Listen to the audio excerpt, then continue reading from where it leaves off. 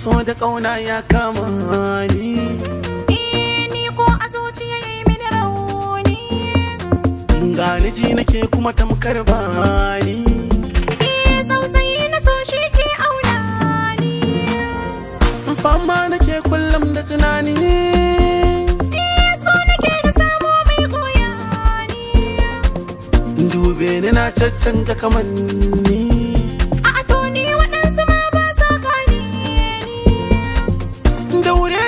Ki dan saya ni zuciya ta bomi ki gano ni.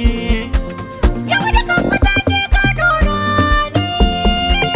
Je nake a mata tamkar bani. Na zama raƙumi da aka laja ni.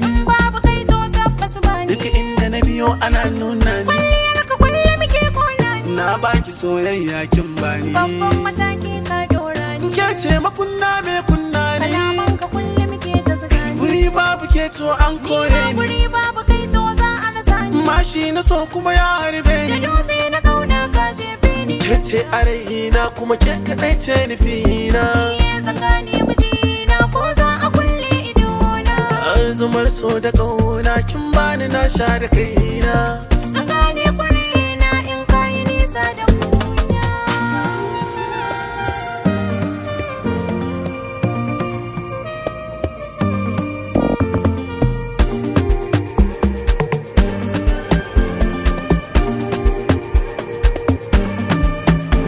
Ni mu je cikin gari ke ce zan nuna wa ayari.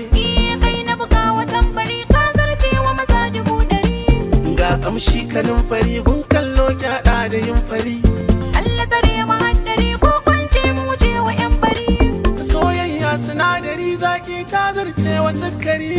Dole na fara kokari a wuri na ka zarce jinjiri. Ko da za a san mari kan ƙaunar ki a radi bambari. Zan jure da kan hari sunan ka na faɗa a bambari.